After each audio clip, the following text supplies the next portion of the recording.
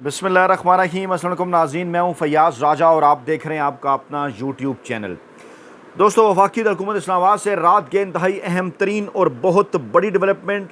नवाज शरीफ शदीद पैनिक में है, परेशान हैं। उनके आज के बयानात से उनकी परेशानी ज़ाहिर होती है। इस्लामाबाद के बाखबर हलकों का ये दावा है कि नवाज शरीफ तक ये खबर पहुँची है कि इस्टेबलिशमेंट के नुमाइंदे की जानिब से इमरान खान से बाज़ मामलात के ऊपर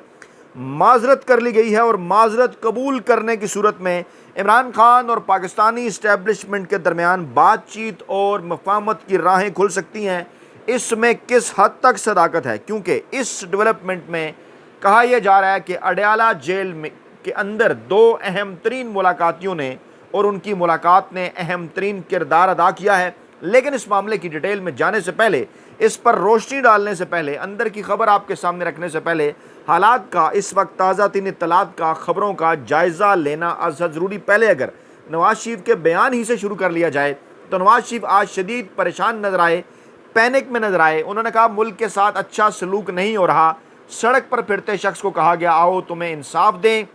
और फिर बार बार वो जिक्र करते हैं कि 2018 से 2022 के दरमियान और 2017 में फ़लाँ हो रहा था। सवाल ये पैदा होता है कि इस वक्त पाकिस्तान में हुकूमत है मुस्लिम लीग नवाज़ की, पीपल्स पार्टी इनकी इत्तेहादी है। नवाज शरीफ के भाई वज़ीर-ए-आज़म पाकिस्तान हैं, चुनतखब वज़ीर-ए-आज़म पाकिस्तान, बेटी सबसे बड़े सूबे की वज़ीर-ए-आला है, चुनतखब वज़ीर-ए-आला, और उनके जो करीबी तरीन रिश्तेदार हैं वो मुल्क के नायब वज़ीर-ए-आज़म हैं, यानी कि इसहाक डार साहब। उनके करीबी लोग ख्वाजा आसिफ और एहसन इकबाल अहम तरीन ओहदों के ऊपर हैं। फिर आखिरकार क्या वजह है, क्या परेशानी है नवाज शरीफ की, और बार बार उनकी रील लॉन्चिंग की कोशिश क्यों की जाती है। और आज एक मर्तबा फिर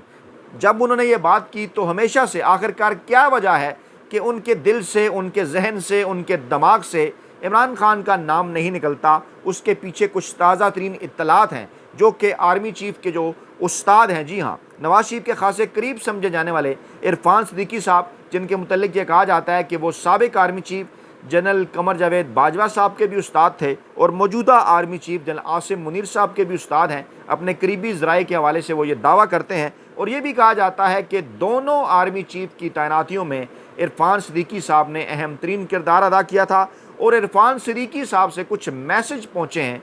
कुछ चीज़ें, कुछ पैगामात जो हैं वो नवाज शरीफ तक उन्होंने शेयर किए हैं। उन तक जो कुछ चीज़ें पाकिस्तानी इस्टेब्लिशमेंट के करीबी ज़राए से, क्योंकि उनका ताल्लुक़ है, उन तक पहुँची हैं। और इस्लामाबाद के बाखबर हलकों का ये दावा है कि इन पैगामात के पहुँचने के बाद, इस किस्म की खबरें आने के बाद अब नवाज शरीफ को परेशानी है। और इस वक्त मौजूदा चीफ जस्टिस काजी फैज़ ईसा साहब, कई लोगों का ये ख्याल है, हम भी ये बात समझते हैं, डेफिनेटली वो पाकिस्तानी इस्टेब्लिशमेंट के साथ अलाइन है, लेकिन कुछ लोगों का ये ख्याल है कि पाकिस्तानी इस्टेब्लिशमेंट से ज़्यादा वो नून लीग और नवाज शरीफ साहब के साथ अलाइन है और उनकी मोहब्बत के अंदर गिरफ्तार हैं। और चाहे थोड़ा अर्सा पहले जाकर देख लिया जाए, जब साबिक चीफ जस्टिस उमर अता बंदयाल साहब का दौर था, या फिर खोसा साहब का दौर था, या जस्टिस गुलजार साहब का दौर था, तो उस वक्त उनकी मोहब्बत में किस किस्म के रिमार्क्स, किस किस्म के फ़ैसले उनकी जानिब से आते रहे, वही अगर आप सामने रख लें तो दूध का दूध, पानी का पानी हो जाता है। चाहे हुदैबिया पेपर मिल ही सामने रख लें।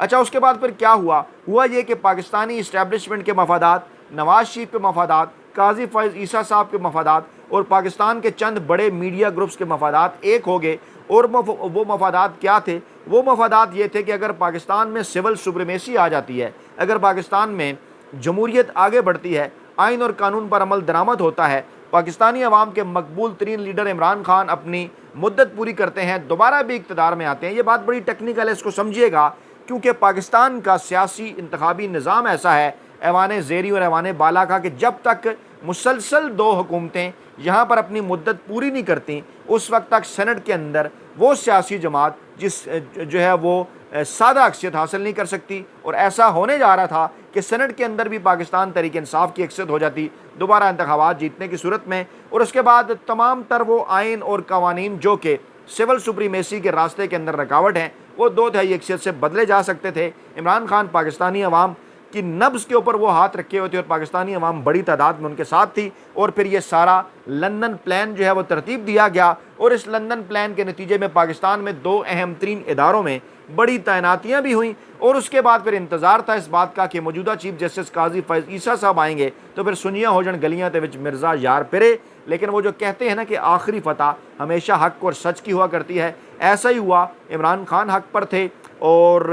रब ताला की मदद उनके साथ थी, पाकिस्तानी अवाम की हमायत उनके साथ थी, तो वो हो ना सका जो सोचा गया था। और जो सारा लंदन प्लान खोल कर इमरान खान ने पाकिस्तानी अवाम के सामने रख दिया था, एक एक करके उन चीज़ों पर जब अमल दरामद शुरू हुआ तो इमरान खान बारहा ये बात कहते रहे कि मैं फिर आपको ये कहता हूँ कि आपसे मुल्क नहीं संभाला जाएगा, आप इलेक्शन कराएंगे, धांधली भी करवाएंगे, इसके बावजूद आप पाकिस्तान तहरीक इंसाफ को नहीं रोक सकेंगे। और फिर वही हुआ, चश्मे फलक ने यह नज़ारा देखा कि किस तरह से 8 फरवरी की सुबह पाकिस्तानी अवाम करोड़ों की तादाद में घरों से बाहर निकले और पाकिस्तान तहरीक इंसाफ के ऊपर वोट वार दिए, इमरान खान के ऊपर वोट वार दिए। बल्ले का निशान नहीं था, इंतखाबी निशान 200-250 से ज़ायद थे, जो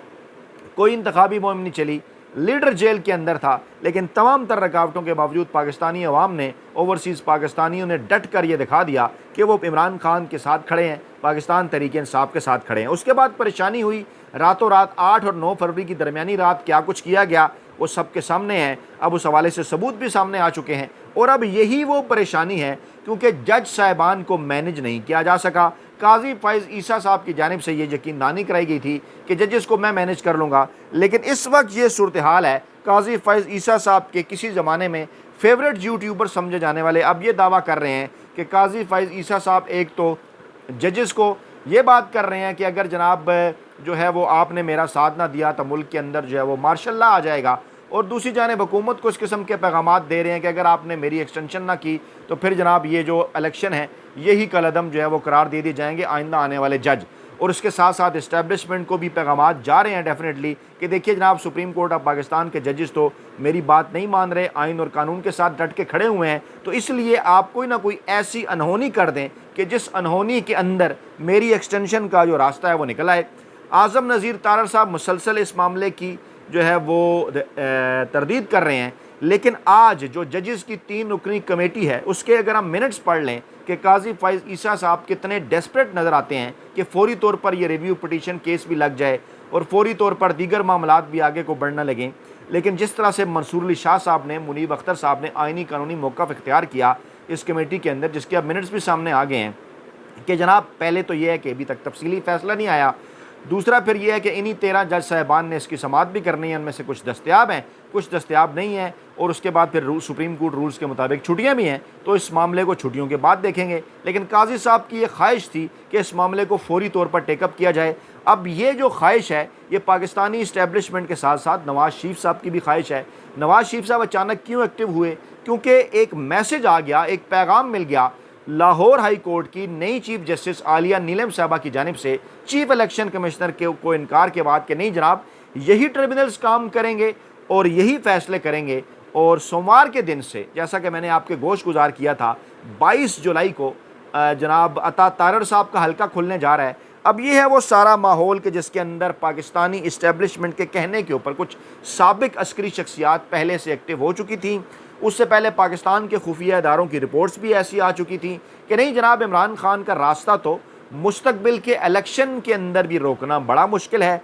और फिर जब मौलाना फजल रहमान साहब को पाकिस्तान तहरीक इंसाफ के करीब किया गया, जी हाँ मैं बारहा ये बात कर चुका, आज इस हवाले से पहली एक जो गलतफहमी कहें या मौलाना फजल रहमान साहब की चाल कहें वो सामने आ गई। मुलाकात होती है मौलाना फजल रहमान साहब की पाकिस्तान तहरीक इंसाफ की क़यादत के साथ, तो उसके बाद पर उनका एक बयान आता है कि पाकिस्तान तहरीक इंसाफ नए इलेक्शन के लिए खैबर पख्तूनख्वा की असम्बलियाँ तोड़ने के लिए तैयार है। लेकिन इस मरतबा पाकिस्तान तहरीक इंसाफ की क़यादत को, इमरान खान साहब को इन मामलात को बड़ी बारीक बीनी से देखना होगा। पहले तो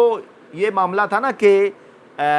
हुकूमत अपनी मुद्दत तकरीबन पूरी करने जा रही थी, जो आइनी और कानूनी मुद्दत है 5 साल की, जब केपी और पंजाब की असम्बलियाँ तोड़ी गईं और उसके बाद फिर पाकिस्तान ने इलेक्शन के अंदर जाना था, नहीं गया, इन्होंने रोक लिया पाकिस्तानी इस्टेब्लिशमेंट और अदलिया की मदद के साथ। लेकिन इस मरतबा क्या सूरत हाल है, पाकिस्तान तहरीक इंसाफ को कोई भी ऐसा कदम उठाने से पहले 10 मरतबा सोचना होगा, क्योंकि इस वक्त ये जो चुंतखब हुकूमत है, सबको पता है कि ये चुंतखब हुकूमत है, लेकिन इसके बावजूद प्लान ये था इस्टेब्लिशमेंट का, माफिया का, हैंडलर्स का कि इस हुकूमत को जो है वो आगे बढ़ाया जाएगा और कमोबेश अगर 5 साल पूरे ना भी करे तो अगली